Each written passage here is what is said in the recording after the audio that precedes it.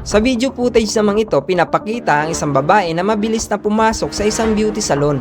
Habang wala pa ang may-ari, mabilis nitong hinanap ang anumang bagay na pwede niyang mapakinabangan. Nang sumilip siya sa ilalim ng counter, nakita niya at mabilis kinuha ang isang itim na bag. Marahil pera o gadget ang laman nito. Ang lalaking ito ay pumasok diretso sa pinto ng isang cellphone store sa Houston, Texas.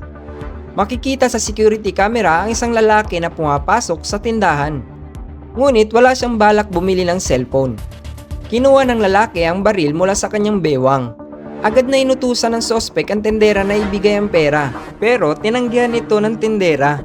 Nang matanggihan, naglalakad-lakad ang sospek. Pagkatapos ay pumunta siya sa loob ng counter ng tindahan at dahil doon nakahanap ng tiyempo ang tendera. Pinalabas niya ang customer mula sa tindahan at sa kanya nilock ang lalaki sa loob. Hindi ito kinatuwa ng sospek. Pinaputukan niya ang padlock ng pinto at sinubukan buksan gamit ang mga nakita niyang susi sa counter. Pero bigo pa rin siyang mabuksan ito. Dahil dito, naisipan niya humingi ng awa mula sa naglock sa kanya. Humihingi ng pasensya at nakiusap na palabasin ito. Nagmakaawa at lumuhod pero hindi siya pinagbigyan.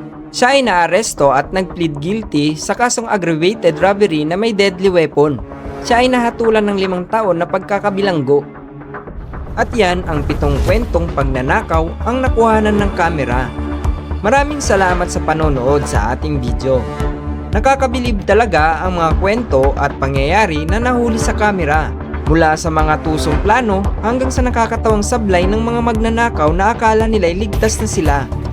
Kung nag-enjoy ka sa mga clips na ito, huwag kalimutang mag-like, mag-subscribe at pindutin ang notification bell para lagi kang updated sa mga ganitong klaseng kwento.